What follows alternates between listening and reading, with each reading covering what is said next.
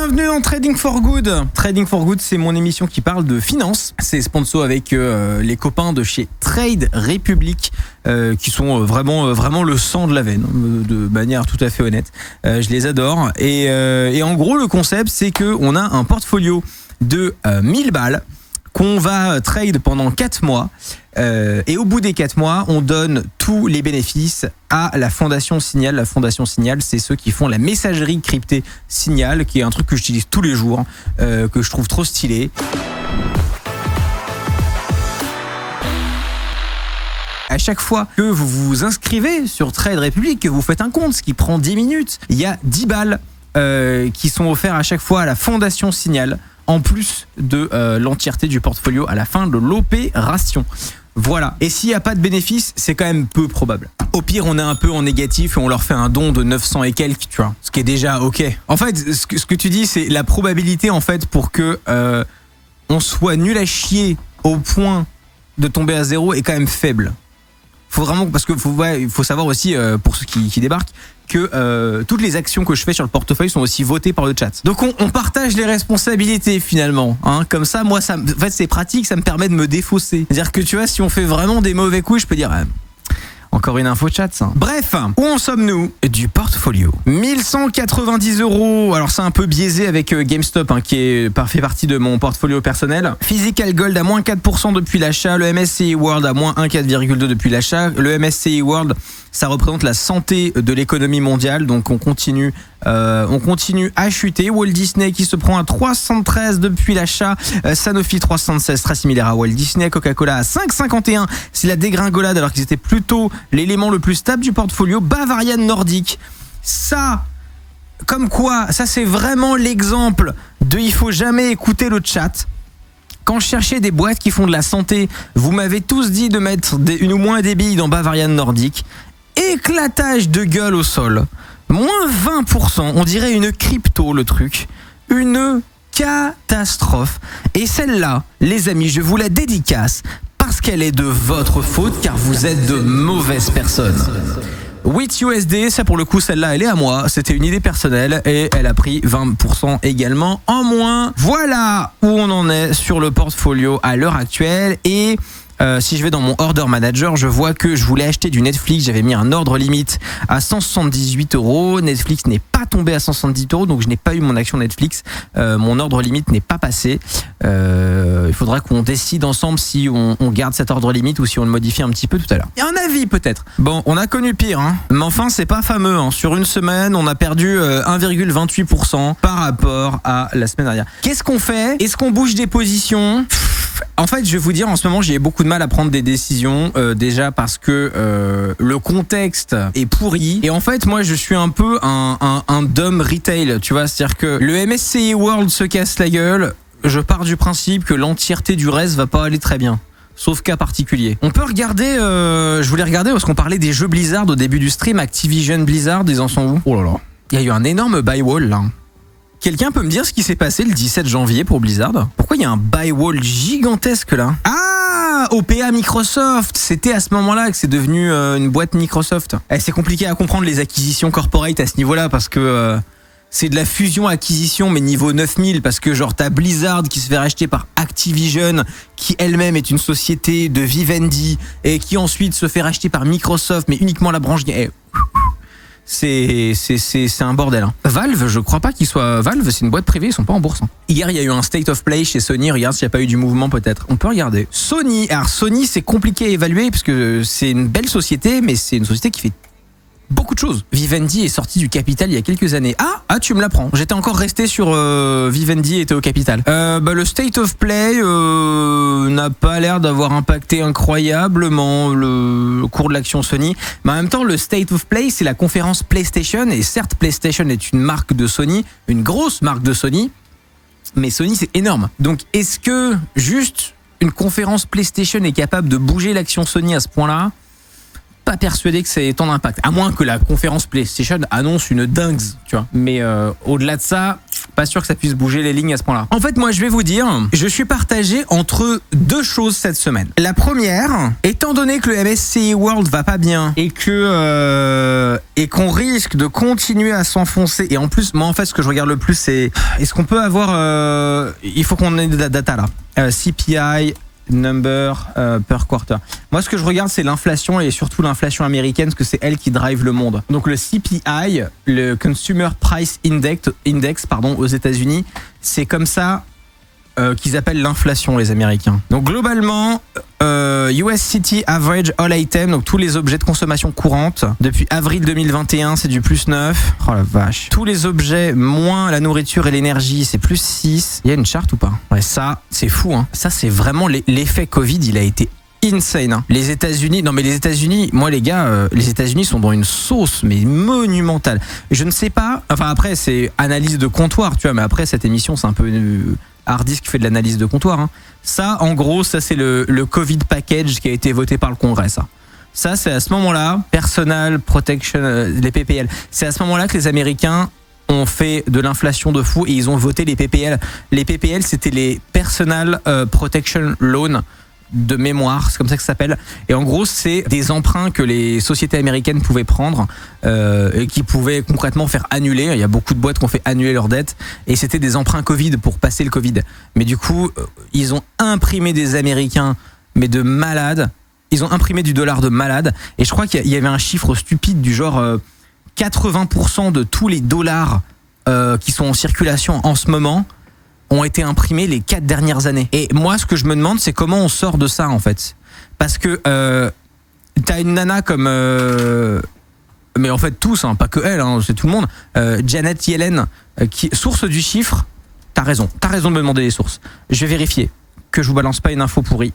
80% of dollar supply printed last 4 years. Je vais double vérifier l'info que je vous donne. Oui, c'est ça. 80% de tous les dollars qui existent ont été imprimés ces 22 derniers mois. L'article a été posté le 18 décembre 2021.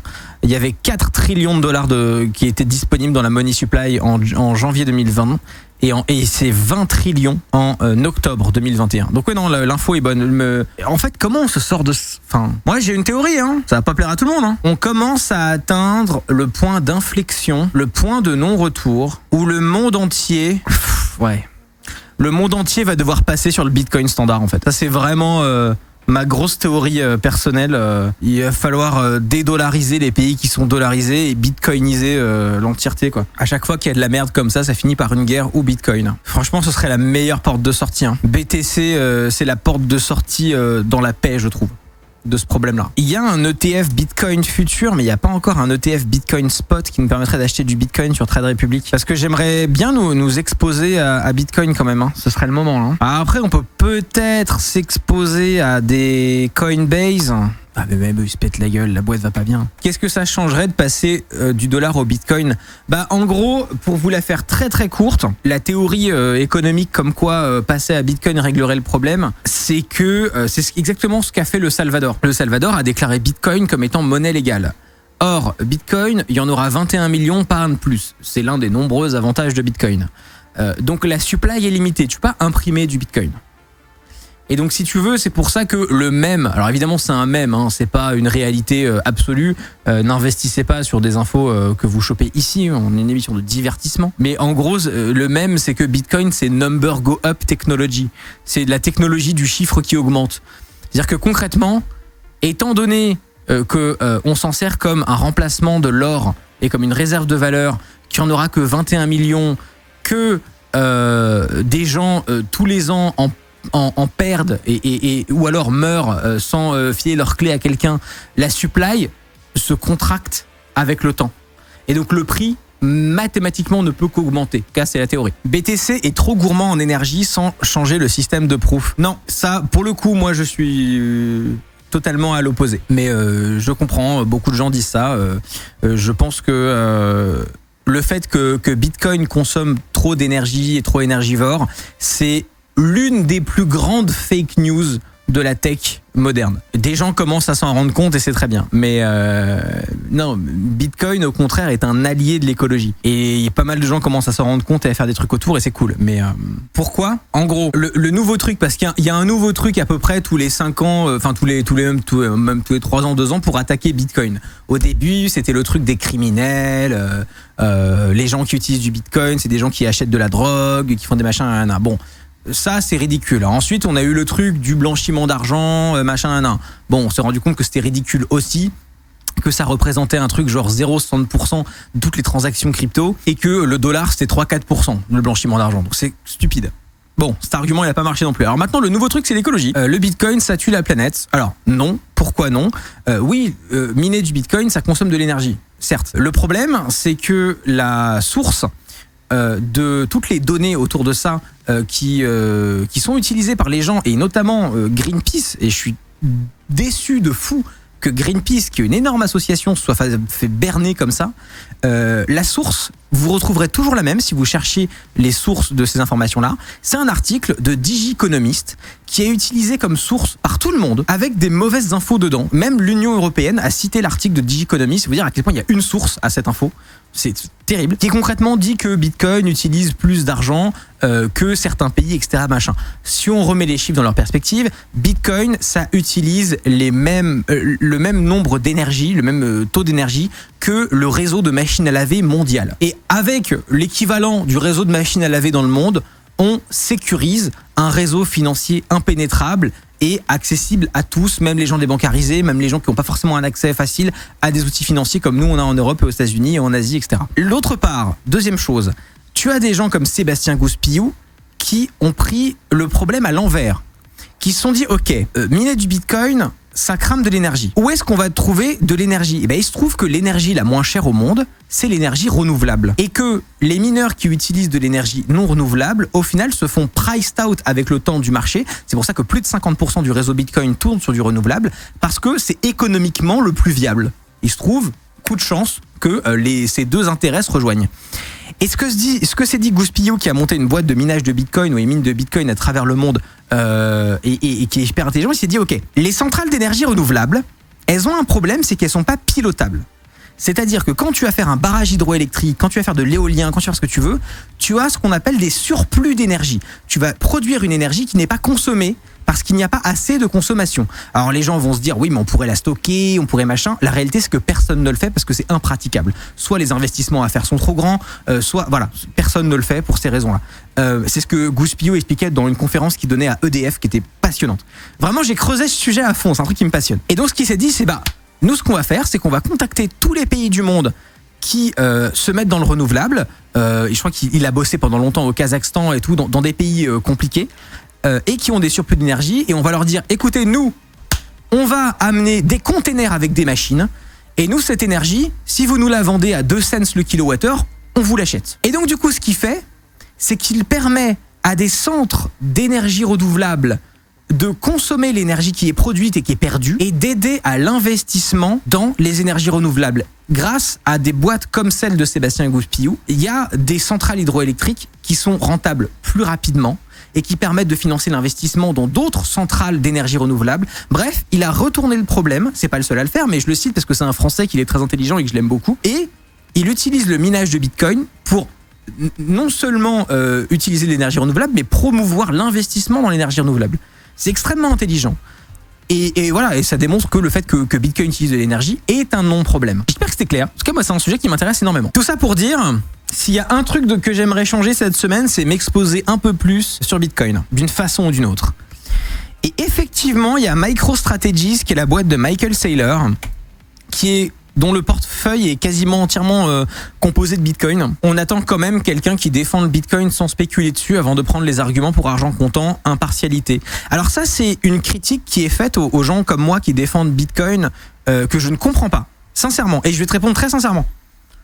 Et vraiment, j'aimerais avoir ton avis là-dessus, vu que tu m'as fait cette critique. J'aimerais vraiment savoir ce que t'en penses. Premier degré. Pourquoi est-ce que quelqu'un qui défend Bitcoin et qui est tout à fait un grand convaincu, parce qu'il est investi dedans, alors n'est pas fiable? Si je suis incroyablement convaincu, évidemment que j'en ai. Je devrais être en même temps très convaincu et ne pas en avoir pour être fiable. Je comprends vraiment pas la critique. Je la comprends vraiment pas. À mon avis, quelques biais cognitifs doivent se glisser dans le discours. C'est tout à fait probable. Je dois en avoir plein. Tout le monde en a. Mais oui, je peux très facilement vous admettre que j'ai un biais Bitcoin. J'ai un énorme biais Bitcoin qui est mon biais personnel. J'en achète, j'en ai. Je regarde de près comment fonctionne la technologie. Il y a un nœud Bitcoin qui tourne au bureau sur un Raspberry Pi. Voilà, je suis un gros Bitcoiner à titre personnel et en tout cas très intéressé dans cette techno-là. Et oui, voilà, si c'est un biais, c'est un biais, c'est mon biais dans ce cas-là, ouais. Ok. Après, ça n'empêche pas de tenter d'être objectif sur la techno. Ouais, mais j'ai des critiques à faire sur Bitcoin. Hein. Il y a des choses qui me plaisent pas dans Bitcoin. Hein. J'aimerais que vous débattiez dans le chat de qu'est-ce qu'on fait de nos positions et est-ce qu'on en bouge. Je suis à deux doigts de vous dire on fait rien cette semaine. Parce qu'en fait, même MicroStrategy, qui serait la façon la plus proche en utilisant la bourse de nous rapprocher un peu de Bitcoin, en fait ils sont en baisse de fou et j'ai pas envie de rajouter un nouveau truc qui lose dans notre portfolio quoi. Donc voilà, donc on réfléchit sur ce qu'on fait là. S&P 500 Energy, c'est pas bête. S&P 500 Energy, il fait que monter depuis un mois celui-là. Oh la belle bleue. Mais vous voyez pas l'écran, je suis un débile, pardon. J'ai viré mon ordre d'achat sur Netflix. J'ai un peu envie de faire un coup très singe. Les prix de l'énergie, à mon avis, vont pas baisser dans le futur. Ça fait 6 mois que le machin ça fait 6 mois qu'il est en hausse constante. S&P, c'est Standard & Poor's, c'est en gros la bourse américaine. Et le S&P, en gros, c'est le top 500 des boîtes américaines dans l'énergie. Dites-moi pourquoi je ne devrais pas faire ce que je m'apprête à faire à l'heure actuelle, c'est-à-dire mettre tout mon fric dans ce S&P Energy. Ça fait 6 mois que ça fait que monter. En quoi serait-ce une mauvaise idée ? Vous avez peur que j'achète le top ? Short-le, tout le monde pense pareil. Un bon portfolio doit être diversifié sur plusieurs secteurs d'activité et après tu arbitres, mais là j'ai l'impression que tu fais nawak, juste regarder ce qui monte. Non, on regarde les tendances.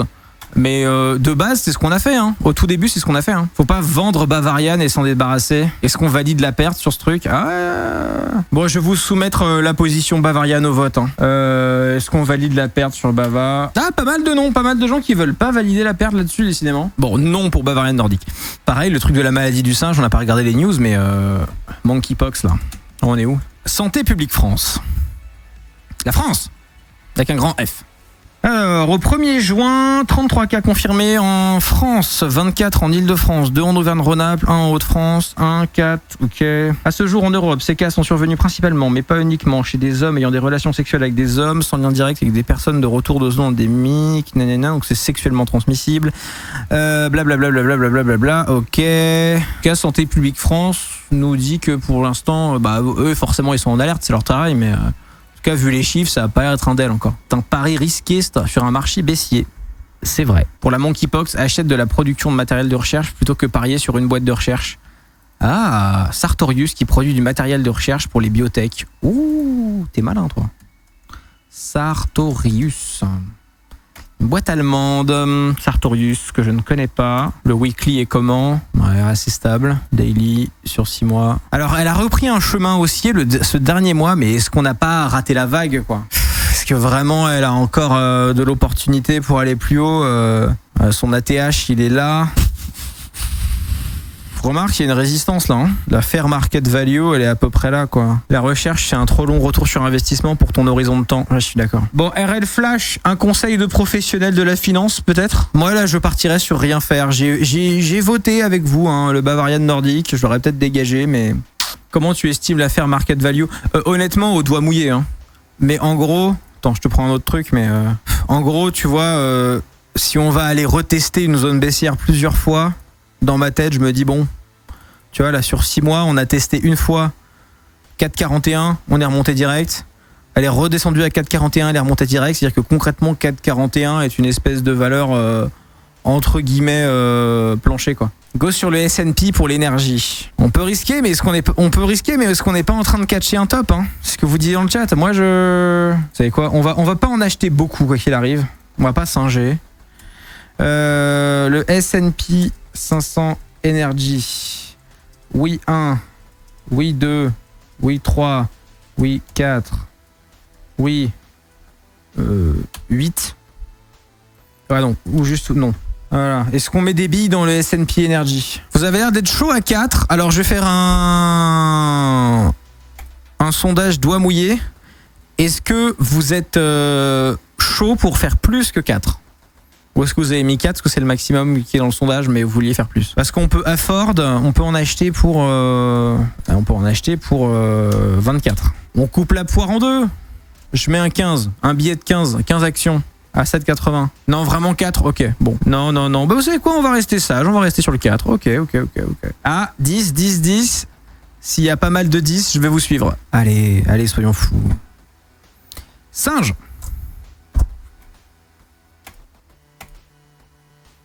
Oui, Singe, S&P 500, énergie USD. Singe. May the ape gods be with us. Bah les amis, on se donne rendez-vous la semaine prochaine. On aura un invité cool. Et on va commencer à avoir des invités puisque cette émission commence à être de plus en plus regardée, bien sûr. Merci beaucoup d'ailleurs, sincèrement, premier degré. On va commencer à avoir des invités qui sont plus ou moins du monde de la finance. Que ce soit des gens qui travaillent directement, des gens qui en parlent, etc. Donc là, ça va être intéressant parce qu'on va pouvoir bénéficier d'une expérience que je n'ai pas. Donc la semaine prochaine, il y a un invité. Là, on se serre les fesses. On se serre les fesses et on voit ce qui passe.